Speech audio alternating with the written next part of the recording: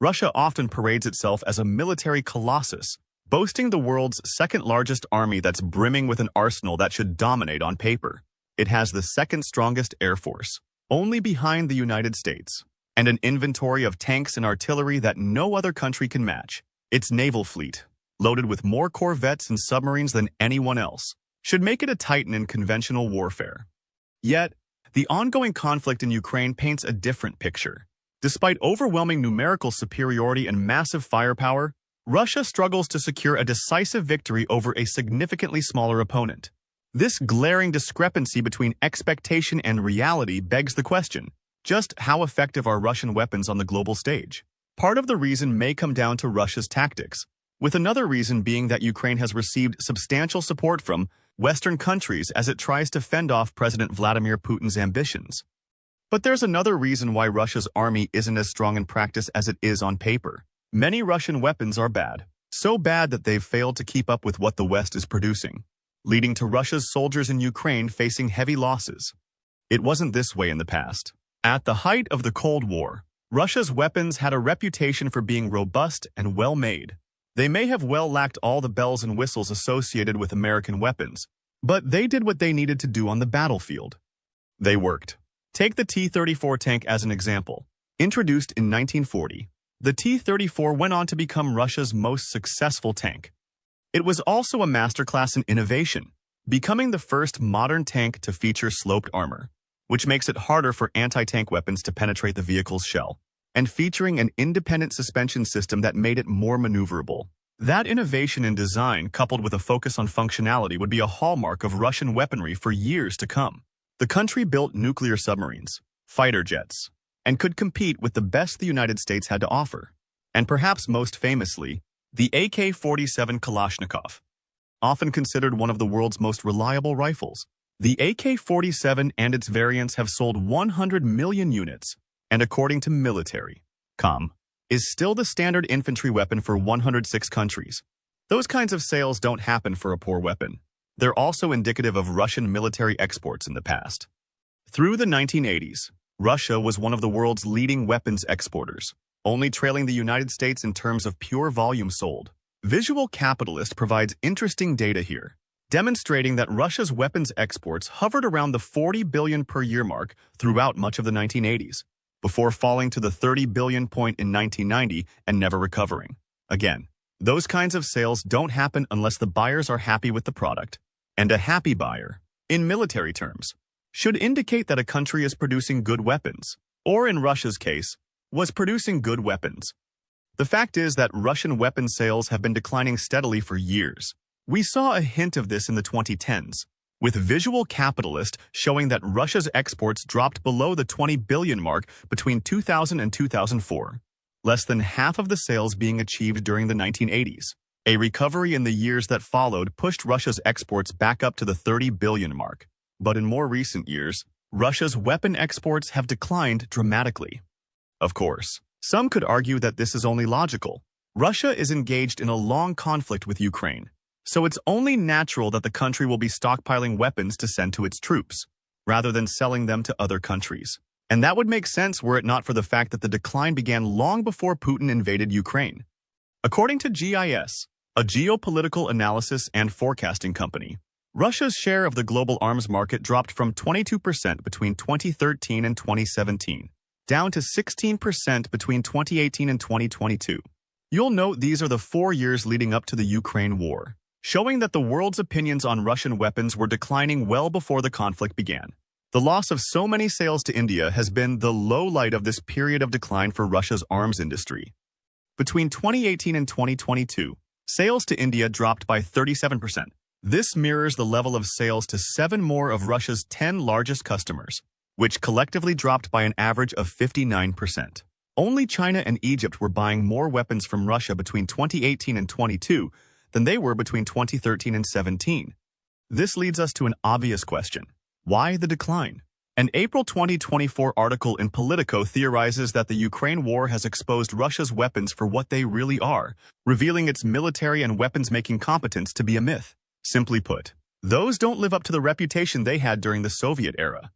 It also points to India as its main example of the global attitude toward modern Russian weaponry. The country spent $60 billion on Russian weapons over the last 20 years, but the figure is declining dramatically. Between 2009 and 2013, Russia accounted for 76% of India's weapon imports. Between 2018 and 2023, that figure was halved. Russia only accounted for 36% of the weapons India bought. The reason? Russia's weapons are old and failing. That's according to a dossier compiled by Ukraine's Ministry of Defense, which examined Russian weapons recovered from the battlefield to reveal that most are unreliable at best and utterly fail to meet modern standards at worst. The dossier claims that Russia's helicopters and armored vehicles are so weak that many are unable to withstand small arms fire. Plus, its missiles are inaccurate. Ukraine claims they only have a 33% chance of hitting their targets. In an August 2022 statement, a global affairs analyst named Emisakaru Donatas honed in on the K-52 Alligator attack helicopter as an example. Often lauded as Russia's most modern helicopter, the Ka-52 is supposed to be equivalent to a flying tank that has a cabin capable of shrugging off direct hits from 12.7mm caliber bullets with no problems. The reality is much different, as Donatas explains. However, as it turns out in practice, the Ka-52 can be disabled with a 7.62mm machine gun. That's a far cry from a flying tank, showing that Russia's weapons often don't live up to the claims the country makes about them. Perhaps that's why so many countries are looking elsewhere to source their weapons. They can see through Russia's smokescreen, especially once they have these failing weapons in their hands. The Ka-52 is just one example. Let's move on to a more in-depth examination of some of Russia's weapons, starting with a piece of equipment that's meant to be a jewel in the country's crown, the T-90 tank. Created during the late Soviet era, the T-90 was a massive upgrade over the older T-72 and T-80 tanks in Russia's arsenal. And for the time at least, it was among the best tanks in the world, featuring reactive and advanced composite armor, along with a 125mm gun and a fire control system that was as modern as they came. It looked every inch the modern tank on paper, but long before the Ukraine war, it was already starting to be exposed. Russia's conflicts in Chechnya and Syria revealed that the T-90 was susceptible to most modern anti-tank systems. Once drones became more prominent on the battlefield, it was proven to be even more vulnerable.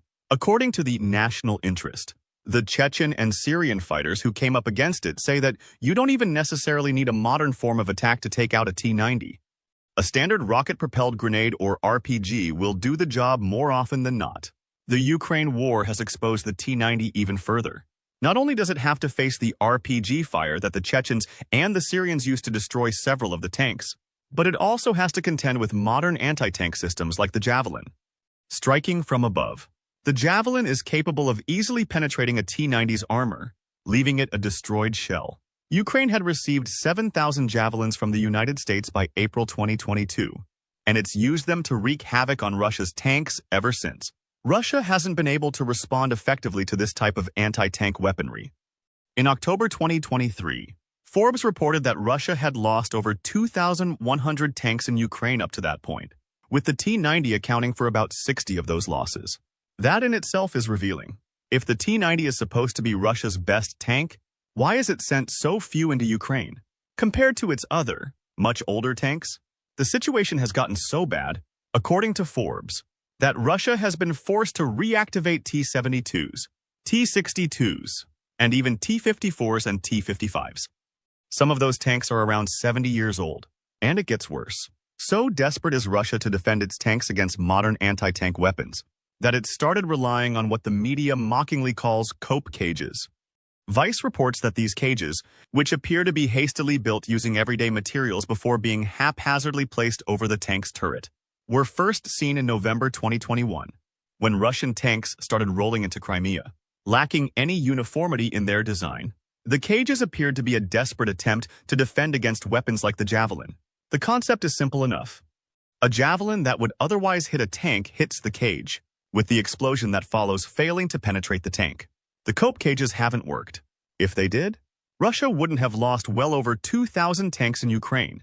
The entire situation points to Russia having failed to update its tanks so they're capable of dealing with modern anti-tank weapons.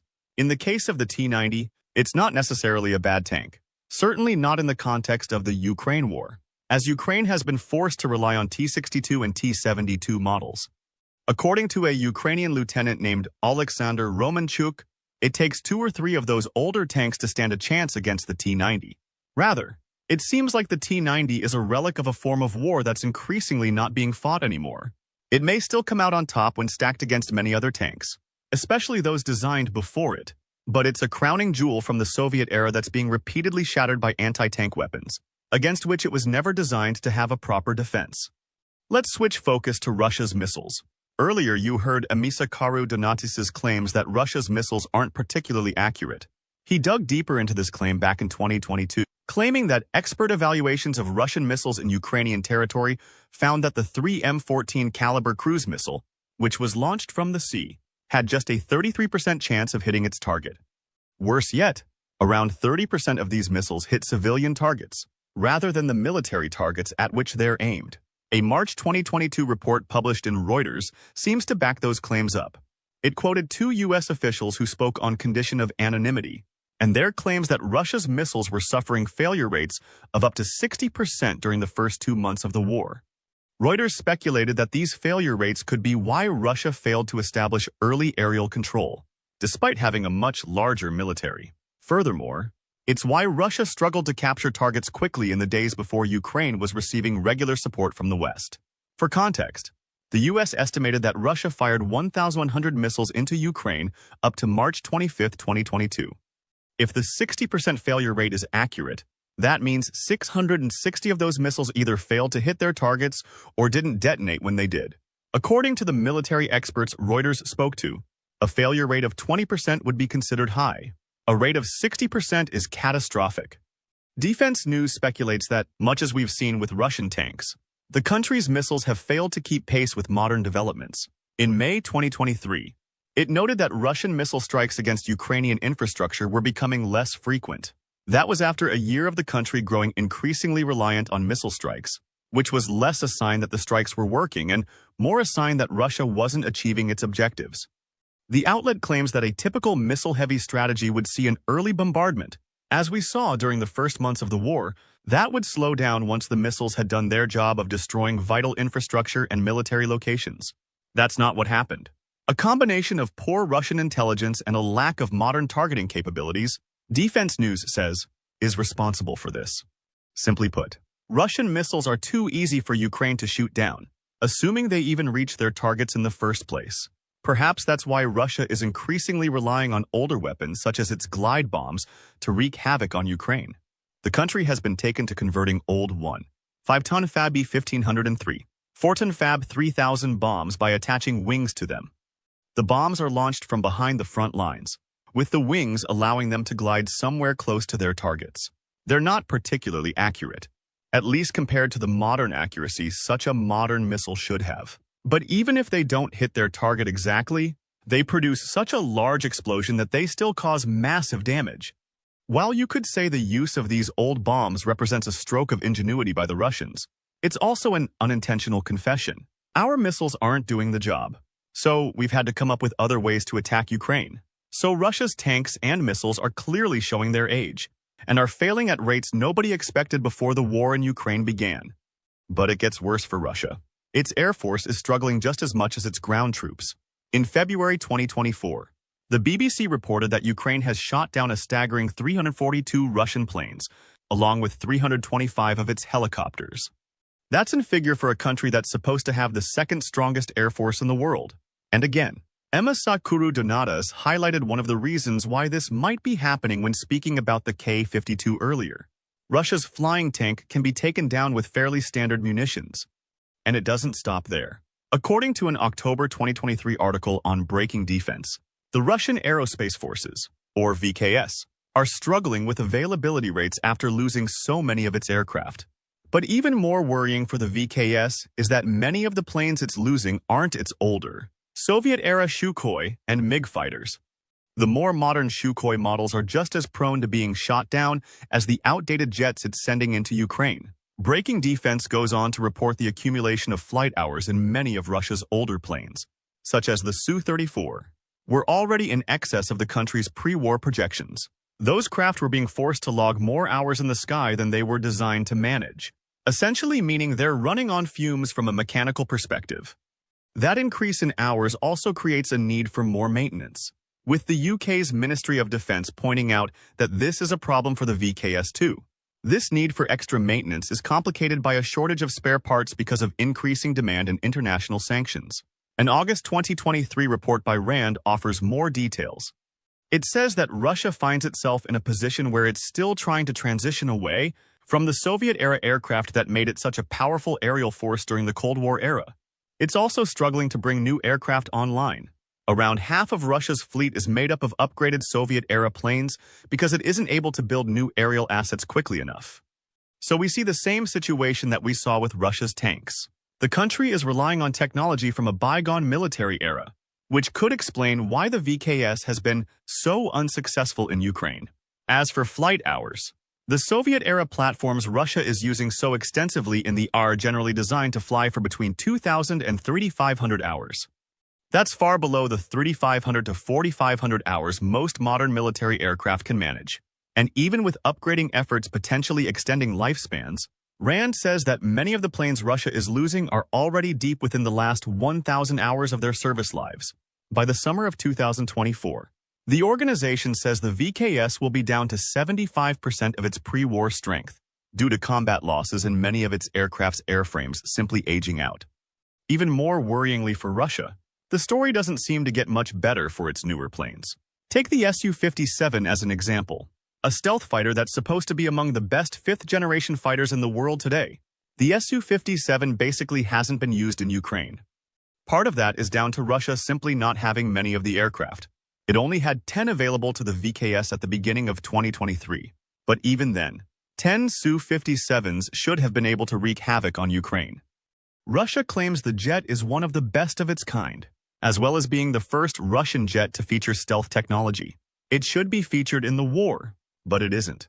And the reason may lie in the array of technical issues the jet had faced during its development. On paper, the Su-57 is supposed to be a combination of attack aircraft and fighter jet, capable of destroying targets on land, at sea, or in the air. Its body is made using composite materials, including fiberglass, polymers, and a special aluminum used to create load-bearing honeycomb filters. It can also carry up to 4 K-77M missiles, each radar-guided and being launchable from beyond visual range. The combination of twin engines cooled by Izdeliye 117 or AL-41F1 turbofans and 3D thrust vectors should give it immense maneuverability while still allowing it to reach Mach 2 without engaging afterburners. However, the reality is much different. Production problems mean that the Su-57, which was first flown in January 2010, didn't enter service until December 2020, a full 10 years after it first took to the skies. And when it did, several aviation experts noted that it's far from the stealth fighter Russia claims it to be. One of those experts, Chris Bolton, took to social media to point out that the jet has a radar cross-section similar to the Fa-18 Super Hornet. That's notable because the Super Hornet isn't a stealth fighter. The F-35 is, and the Su-57 has a radar cross-section 1,000 times bigger than America's main stealth fighter. That poor cross-section is a major problem. After all, a stealth fighter that shows up so prominently on radar isn't a stealth fighter at all. Perhaps that's why the Kremlin hasn't deployed it over the skies of Ukraine. It knows that there's a good chance that one of its 10 Su-57s will get shot down, leaving it with egg on its face as it tries to explain why a stealth fighter it claims is veering into the sixth generation of jets was so easily taken down by a country that shouldn't be prepared for it. So, we see the problem of Russia relying on old Soviet-era tech again in the war against Ukraine. Only the Su-57 adds another issue. Even Russia's newest technology appears to be incapable of operating at the expected capacity. Hence, Russia doesn't dominate the skies over Ukraine. But what about the seas? In pure numbers, Russia has the world's largest navy, with nearly 750 assets. It should have been able to bring that navy to bear against Ukraine via the Black Sea, with its dreaded Black Sea fleet anticipated to help Russia claim the only waters that lead into Ukraine. But again, that didn't happen. Instead, Ukraine's navy, which is around a seventh of Russia's size, has somehow managed to decimate the Black Sea fleet. According to The Guardian, it had destroyed a third of the taking out the Kostiantin Olshansky, an amphibious landing ship that was stationed in Russian-controlled Sevastopol. In fact, all Russia's navy has managed was an amphibious incursion into Odessa during the early weeks of the war. Since then, Ukraine has managed to defend against the Black Sea Fleet by using coastal attacks to pepper Putin's surface ships with missiles and munitions. Warrior. Maven points out that a problem that has already been highlighted in other Russian weapons affects its navy, an over-reliance on old Soviet technology. For instance, the Admiral Nakhimov, a Russian battlecruiser, is still armed with firepower developed during the 1980s. It has no hypersonic missiles, and despite being almost as large as an Iowa-class battlecruiser, it packs far less firepower than comparable ships. The U.S. Naval Institute, or USNI, digs deeper. It points out that the Russian Navy underwent an extensive period of modernization, beginning in the aftermath of the 2008 war between Russia and Georgia. In the 14 years since the end of that war and the beginning of the one in Ukraine, Russia should have had plenty of time to produce new surface combatants and submarines, as well as upgrade the capabilities of its existing fleet. The investment was provided, yet the Russian Navy, though growing in size, is still far behind where any would anticipate it to be. Part of the reason, according to the USNI, lies in Russia's approach to its navy. Historically, the country has always focused its ships on continental security concerns, perhaps leaving them ill-equipped to deal with something like a waterborne invasion of Ukraine. But more worrying for Russia are the periods of neglect that the Navy has been through. For instance, the collapse of the Soviet Union saw Russia reduce its Navy by 75%, placing it in a position where it needed to catch up once Russia reached a point where it needed ships again. We see that in the aftermath of the war with Georgia. Russia had to invest heavily to bring its Navy anywhere near being close to par. Even then, the USNI points out that Russia's modernized Navy isn't much different from its Soviet-era Navy. Strategy still revolves around land-based active defense, resulting in the construction of ships that are perhaps less capable of attacking positions on land. Again, the Ukraine war provides an example of this, with the USNI saying that Russia is seemingly incapable of providing direct naval support to its army's flank from the water. That's surprising, given how well Russia used that very tactic throughout World War II. It all adds up to a navy that, though impressive on paper, is far less capable than it appears. Still, where you could be justified in thinking that Russia's naval failings are as much due to strategy as weaponry, even if it's still relying on Soviet ships and tech. There's no excuse for the body armor issues the country experiences. Those issues were evident from the beginning of the war. In May 2022, Newsweek reported on a call intercepted by the security service of Ukraine that supposedly saw a Russian soldier speaking to his mother on the phone about the state of his body armor. The mother asks the soldier what he needs. The soldier's reply? Body armor. It's just what we have now is terrible. But that's nothing compared to an October 2022 report published in Forbes. It points out that 2017 saw Russia announce that it was to receive 200,000 sets of its advanced Ratnik II body armor suits, with deliveries up to 2020, leaving it with 300,000 sets. Similar to Western body armor, the Ratnik II features aramid soft armor, which is supposed to protect against shrapnel and low-velocity bullets, as well as ceramic plate inserts to guard against rifle rounds. That armor hadn't found its way onto the Ukrainian battlefield by October 2022. Instead, Forbes claims Russian troops were being issued body armor that was either inadequate or, in some cases, fake. There are reports of a replica of Russia's standard body armor, designed for airsoft and paintball purposes, being delivered to soldiers. That armor wasn't at all. It had no bullet resistance. In this case, it's possible that corruption lies at the heart of Russia's failings, rather than inadequacy. For instance, 2021 saw a Russian captain get convicted for stealing and selling 56 body armor sets on Avito, Russia's equivalent to eBay, which raises the question of how many other sets have simply gone missing. Forbes also suggests that some new Russian recruits are being forced to buy their own body armor, rather than it being supplied as standard. So, Russia appears to have a twofold problem in this area. Not only is it issuing fake body armor to its soldiers, it appears to be running so low in its supply of real body armor that it's forcing conscripts to buy what they need. Still, if all else fails, at least Russia has its nuclear weapons, right? Putin has claimed several times since the beginning of the Ukraine war that he's considering using tactical nukes in the fight. Plus, He's made several threats to NATO and its members about the possibility of nuclear war if they get directly involved. But even Russia's nuclear threat may not be as strong as it's perceived. As Wired points out, nobody really knows if the decades-old nukes that make up much of Russia's arsenal still work anymore. After all, nuclear weapons require maintenance. The components inside them have expiration dates. They're subject to oxidation, decay, and metal fatigue. There's also the tritium problem. This essential isotope is used in hydrogen bombs and has a half-life of 3 years. Even if Russia has stockpiles of this isotope, which sells for $34,000 per gram, those stockpiles are subject to that same level of decay.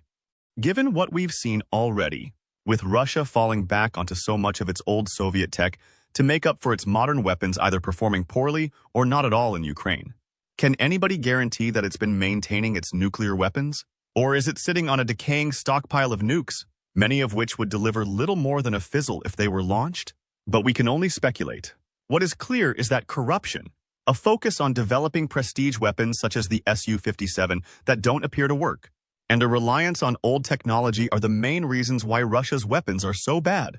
The Ukraine war has simply exposed how bad and perhaps serves as a practical demonstration of why so many countries that used to buy billions in Russian weapons exports are now looking elsewhere.